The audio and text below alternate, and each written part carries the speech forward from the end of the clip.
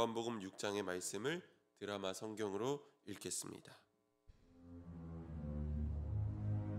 그 후에 예수께서 디베랴의 갈릴리 바다 건너편으로 가심에 큰 무리가 따르니 이는 병자들에게 행하시는 표적을 보았음이로라. 예수께서 산에 오르사 제자들과 함께 거기 앉으시니 마침 유대인의 명절인 유월절이 가까운지라.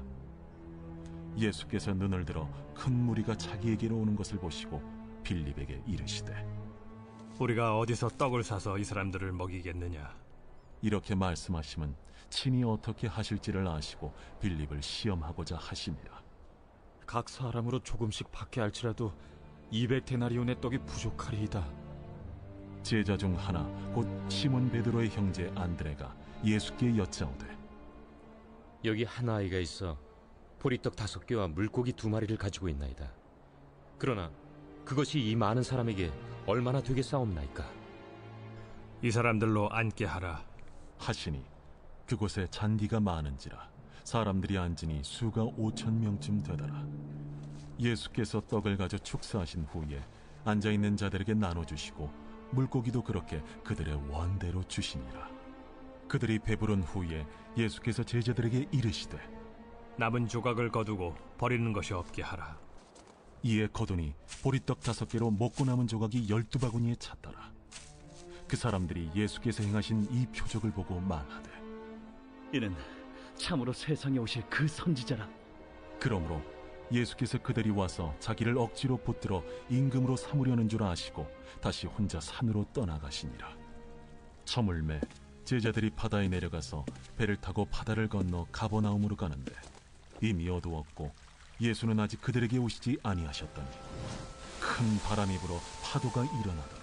제자들이 노를 저어 10여리쯤 가다가 예수께서 바다 위로 걸어 배에 가까이 오심을 보고 두려워하거늘 내니 두려워하지 말라. 이에 기뻐서 배로 영접하니 배는 곧 그들이 가려던 땅에 이르렀더라.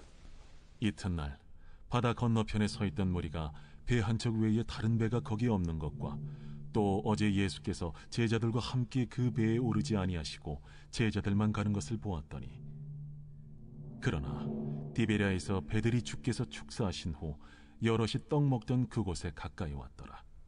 무리가 거기에 예수도 안 계시고 제자들도 없음을 보고 곧 배들을 타고 예수를 찾으러 가버나움으로 가서 바다 건너편에서 만나 라삐여, 언제 여기 오셨나이까?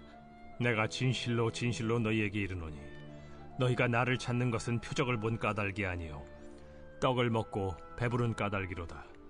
썩을 양식을 위하여 일하지 말고 영생하도록 있는 양식을 위하여 하라.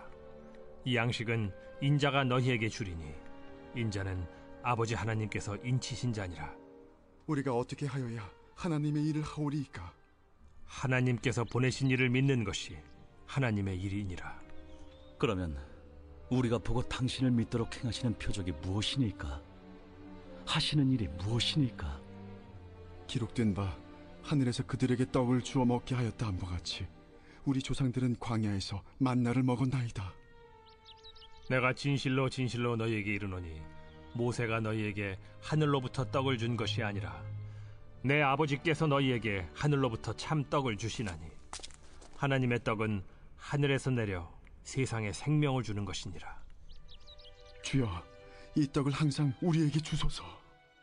나는 생명의 떡이니 내게 오는 자는 결코 줄이지 아니할 터이요 나를 믿는 자는 영원히 목마르지 아니하리라. 그러나 내가 너희에게 이르기를 너희는 나를 보고도 믿지 아니하는도다 하였느니라. 아버지께서 내게 주시는 자는 다 내게로 올 것이요 내게 오는 자는 내가 결코 내쫓지 아니하리라. 내가 하늘에서 내려온 것은 내 뜻을 행하려 함이 아니요 나를 보내신 이의 뜻을 행하려 함이니라. 나를 보내신 이의 뜻은 내게 주신 자 중에 내가 하나도 잃어버리지 아니하고 마지막 날에 다시 살리는 이것이니라. 내 아버지의 뜻은 아들을 보고 믿는 자마다 영생을 얻는 이것이니 마지막 날에 내가 이를 다시 살리리라. 자기가 하늘에서 내려온 떡이라 하심으로 유대인들이 예수에 대하여 수군거려 이르되 이는 요셉의 아들 예수가 아니냐? 그 부모를 우리가 아는데 자기가 지금 어찌하여 하늘에서 내려왔다 하느냐? 예수께서 대답하여 이르시되 너희는 서로 수군거리지 말라. 나를 보내신 아버지께서 이끌지 아니하시면 아무도 내게 올 수 없으니 오는 그를 내가 마지막 날에 다시 살리리라. 선지자의 글에 그들이 다 하나님의 가르치심을 받으리라 기록되었은즉 아버지께 듣고 배운 사람마다 내게로 오느니라. 이는 아버지를 본 자가 있다는 것이 아니니라. 오직 하나님에게서 온 자만 아버지를 보았느니라. 진실로 진실로 너희에게 이르노니 믿는 자는 영생을 가졌나니 내가 곧 생명의 떡이니라. 너희 조상들은 광야에서 만나를 먹었어도 죽었거니와 이는 하늘에서 내려오는 떡이니 사람으로 하여금 먹고 죽지 아니하게 하는 것이니라. 나는 하늘에서 내려온 살아있는 떡이니 사람이 이 떡을 먹으면 영생하리라. 내가 줄 떡은 곧 세상의 생명을 위한 내 살이니라. 그러므로 유대인들이 서로 다투어 이르되 이 사람이 어찌 능히 자기 살을 우리에게 주어 먹게 하겠느냐? 내가 진실로 진실로 너희에게 이르노니 인자의 살을 먹지 아니하고 인자의 피를 마시지 아니하면 너희 속에 생명이 없느니라. 내 살을 먹고 내 피를 마시는 자는 영생을 가졌고 마지막 날에 내가 그를 다시 살리리니 내 살은 참된 양식이요 내 피는 참된 음료로다. 내 살을 먹고 내 피를 마시는 자는 내 안에 거하고 나도 그의 안에 거하나니 살아계신 아버지께서 나를 보내심에 내가 아버지로 말미암아 사는 것 같이 나를 먹는 그 사람도 나로 말미암아 살리라. 이것은 하늘에서 내려온 떡이니 조상들이 먹고도 죽은 그것과 같지 아니하여 이 떡을 먹는 자는 영원히 살리라. 이 말씀은 예수께서 가버나움 회당에서 가르치실 때에 하셨느니라. 제자 중 여럿이 듣고 말하되 이 말씀은 어렵도다. 누가 들을 수 있느냐? 한데 예수께서 스스로 제자들이 이 말씀에 대하여 수군거리는 줄 아시고 이르시되 이 말이 너희에게 걸림이 되느냐? 그러면 너희는 인자가 이전에 있던 곳으로 올라가는 것을 본다면 어떻게 하겠느냐? 살리는 것은 영이니 육은 무익하니라. 내가 너희에게 이른 말은 영이요 생명이라. 그러나 너희 중에 믿지 아니하는 자들이 있느니라. 이는 예수께서 믿지 아니하는 자들이 누구며 자기를 팔 자가 누구인지 처음부터 아심이로라. 그러므로 전에 너희에게 말하기를 내 아버지께서 오게 하여 주지 아니하시면 누구든지 내게 올 수 없다 하였노라. 그때부터 그의 제자 중에서 많은 사람이 떠나가고 다시 그와 함께 다니지 아니하더라. 예수께서 12 제자에게 이르시되 너희도 가려느냐? 시몬 베드로가 대답하되 주여, 영생의 말씀이 주께 있사오니 우리가 누구에게로 가오리이까?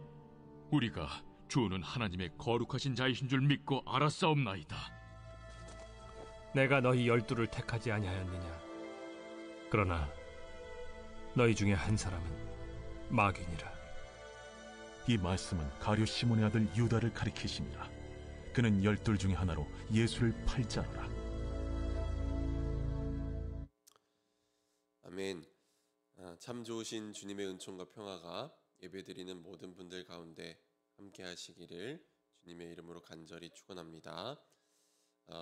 오늘은 하나님은 어디에 계십니까? 라는 제목으로 말씀을 나누고자 합니다. 데이빗 그레고리라는 분이 쓴 예수와 함께한 저녁 식사라는 책이 있습니다. 꽤 오래된 책인데요. 닉이라는 그 주인공 닉이라는 사람이 예수님으로부터 온 초대장을 받고 반신반의하며 레스토랑에 가고 거기에서 예수님을 만나서 저녁 식사를 합니다.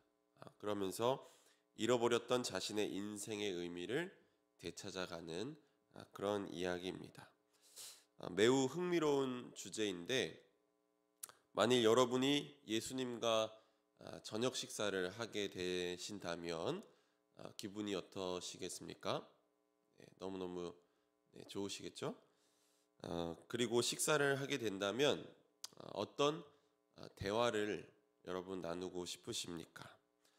만일 저에게 그런 기회가 온다면 묻고 싶은 게 참 많이 있는데 왜 제 인생에서 그때 그런 아픔을 경험하게 하셨는지, 또 왜 이 세상에 악이 존재하는지 등등 질문거리가 참 많이 있습니다. 복음서를 읽다 보면 예수님이 가는 곳마다 사람들과 음식을 함께 나누셨던 것을 우리가 볼 수 있습니다. 예수님이 가는 곳마다 식탁이 차려졌고 그 식탁은 누구에게나 열린 곳이었습니다. 죄인이나 세리들도 그 식탁에 참여할 수 있었고 또 당시 사회에서 버림받은 이들도 그곳에선 귀한 손님으로 또 빵을 함께 나누어 먹을 수 있는 동료로 참여할 수 있었습니다. 어떻게 하면 우리도 예수님의 식탁에 참여할 수 있을까요? 예수님과의 생명의 식탁에 참여할 수 있는 방법이 성경에 기록되어 있습니다.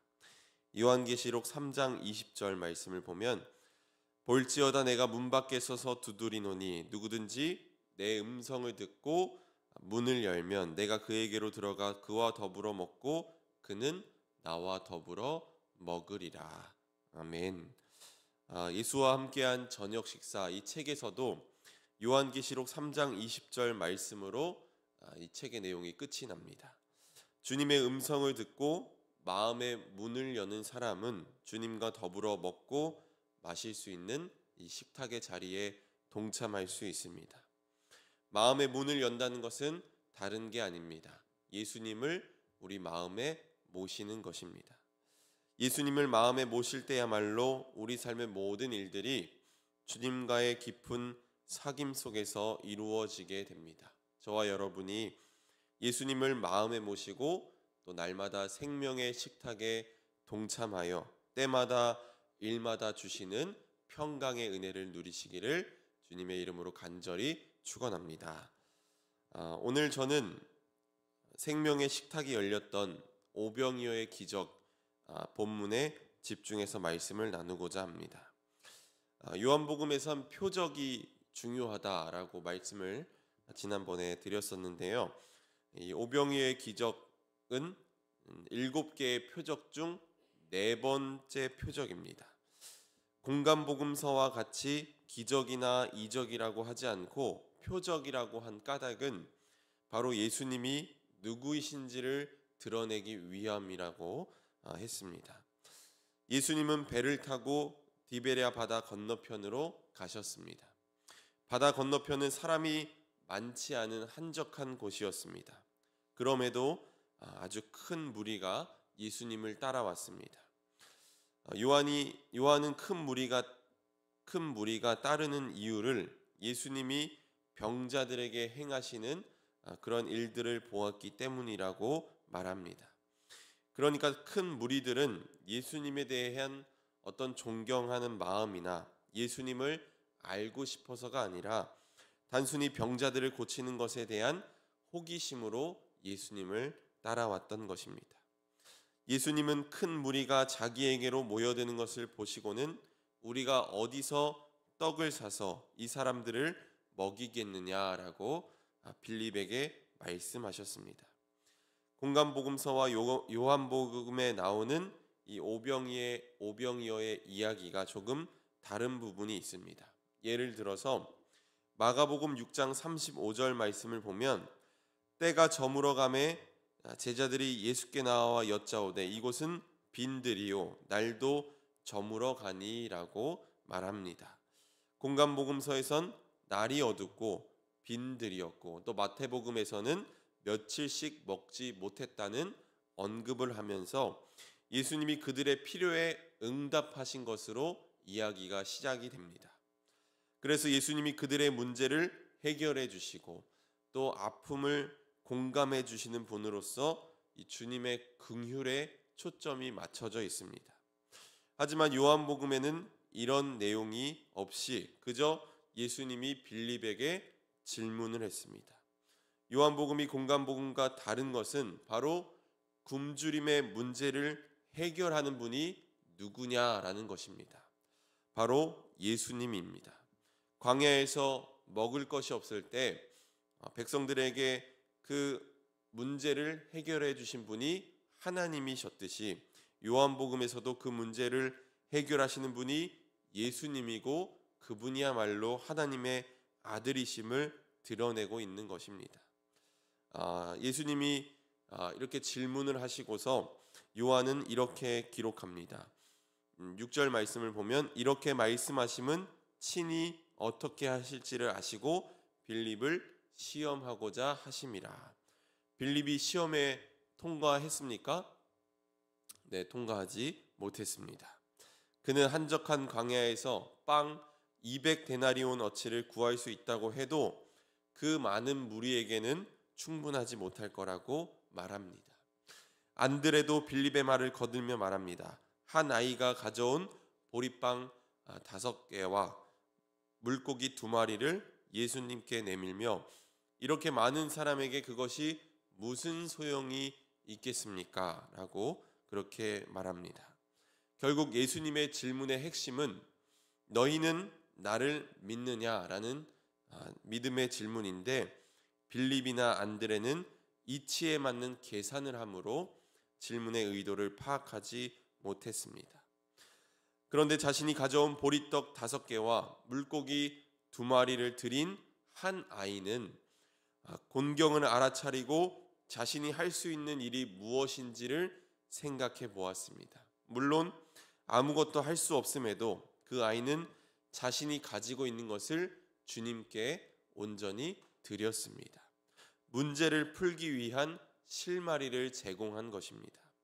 너무나 자주 우리는 큰 문제를 만나면 내가 가지고 있는 역량이 적고 나는 할 수 없다고 생각하고 쉽게 포기해 버릴 때가 많이 있습니다.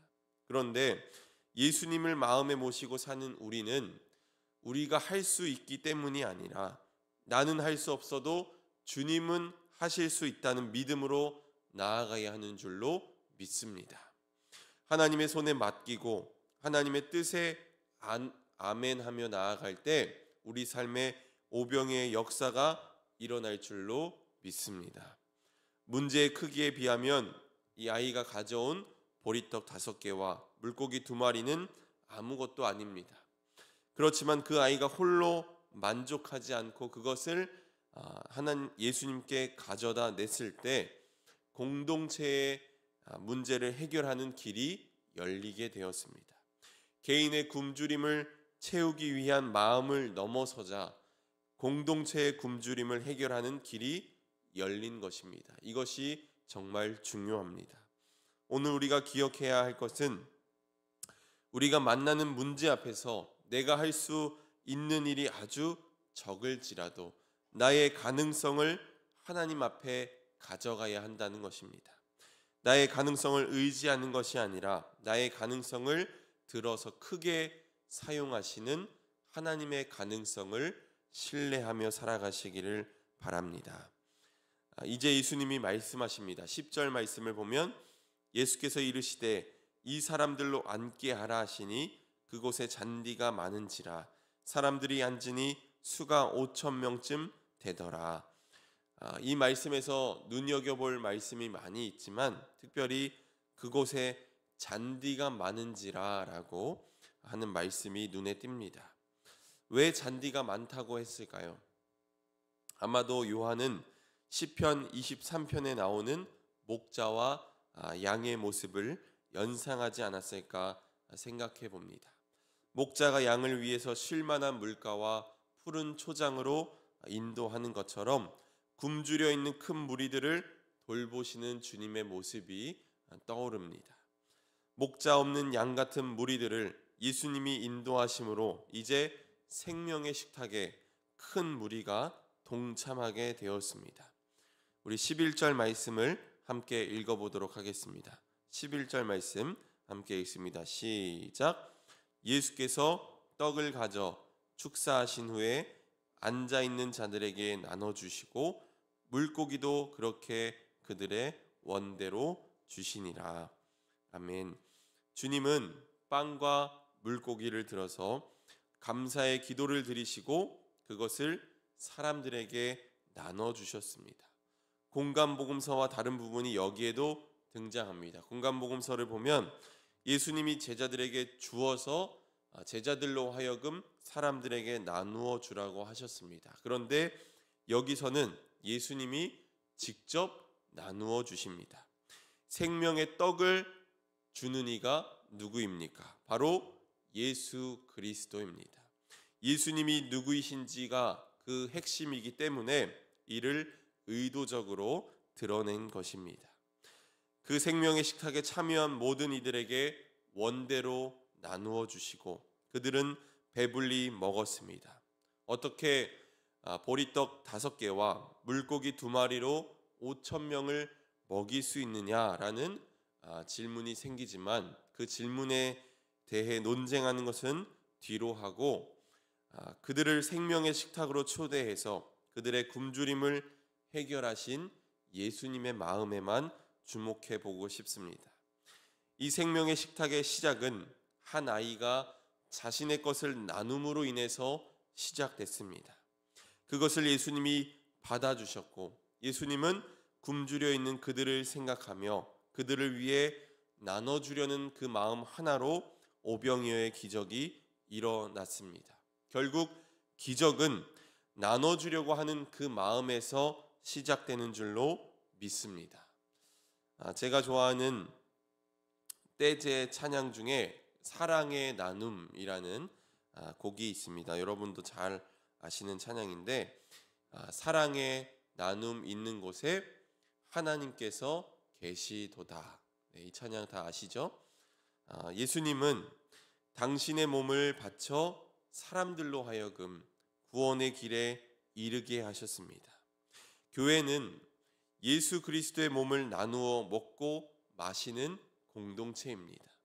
그분이 우리를 위해서 자기의 생명을 나누어 주셨듯이 우리도 누군가를 위해서 나의 것을 나누는 삶을 살아야 합니다. 이것은 비단 물질만이 아니라 우리도 누군가를 위해서 섬기고 헌신하는 것이야말로 나누는 삶이라고 할 수 있습니다. 오늘 이 땅의 교회가 생명력을 잃은 이유는 바로 신앙이 자기 만족에만 그치기 때문입니다. 이치에 맞는 계산을 더 먼저 하고 어떤 게 나의 이익이 되는지 가늠하는 데에는 발빠르게 움직입니다. 그러나 나의 만족을 넘어서 내 것을 드렸더니 공동체의 문제가 해결되었음을 우리 오늘 오병이어의 이 말씀을 통해서 우리가 보았습니다. 오늘 우리에게 필요한 것은 바로 사랑의 나눔입니다. 그 나눔을 통해서 생명의 식탁으로 다른 이들을 자꾸만 초대해야 합니다. 주님의 심정으로 세상을 바라보고 그분의 손과 발이 되어 살아감으로 하나님을 증언하며 살아야 합니다. 하나님은 어디에 계십니까? 저 멀리 저 높은 곳에 하나님이 계시지 않습니다. 바로 사랑의 나눔이 있는 곳에 하나님이 계신 줄로 믿습니다. 예수님을 마음에 모시고 날마다 생명의 식탁에 동참하여 하나님의 살아계심을 증거하며 살아가는 저와 여러분이 되기를 주님의 이름으로 간절히 축원합니다. 아멘. 함께 기도하겠습니다. 고마우신 하나님, 죄로 인해 죽을 수밖에 없는 우리에게 구원의 은총을 허락해 주셔서 감사합니다. 어지럽고 분주한 세상 속에서 나의 약함으로 인해 넘어질 때도 있지만 언제나 은총의 빛을 바라보며 나아가게 하여 주옵소서. 무엇보다 나의 가능성을 신뢰하는 것이 아니라 하나님의 가능성을 신뢰하며 살게 하여 주옵소서. 나의 자금을 절감하고 삶의 한 절이라도 하나님의 크심을 드러내며 살게 하여 주옵소서. 하나님, 오늘 나의 신앙이 자기 만족에 그치는 어리석은 신앙이 되지 않길 원합니다. 주님께서 몸 바쳐 생명의 식탁을 여신 것처럼 우리도 우리의 것을 나누며 생명의 식탁으로 다른 이들을 인도하게 하옵소서. 사랑의 나눔을 통해 하나님을 증언하게 하시고 오늘 나의 삶을 통해 하나님만이 드러나는 복된 삶이 되게 하여 주옵소서. 오늘 이 예배 가운데 구별하여 귀한 예물 드립니다. 1,000번째 헌금으로 하나님 간절한 마음 담아 드리오니 예물 드린 손길을 하나님께서 축복하여 주시고 또 삶의 자리에서 하나님의 복된 은혜를 경험하게 하여 주옵소서. 또 특별히 우리 손주들을 위해서 기도의 제목도 함께 올려드립니다. 하나님 간섭하여 주시고 역사하여 주시옵소서. 오늘도 또 주님의 은혜를 사모하며 기도하는 이들 가운데 하나님 긍휼을 베풀어 주시길 원합니다. 메마른 땅을 종일 걸어갈지라도 피곤치 않게 하시고 위험한 곳을 다닐 때에도 큰 바위에 숨기시는 주님만을 신뢰하게 하여 주옵소서. 오늘도 육신의 질병과 또 마음의 아픔으로 인해 괴로운 시간을 보내고 있는 이들을 주님께서 위로하여 주시고 또 치료하여 주옵소서. 사업장의 어려움으로 간절히 기도하는 이들도 있사오니 간섭하여 주시고 역사하여 주시옵소서. 모든 것 주님께 맡겨드리며 예수 그리스도의 이름으로 기도합니다. 아멘.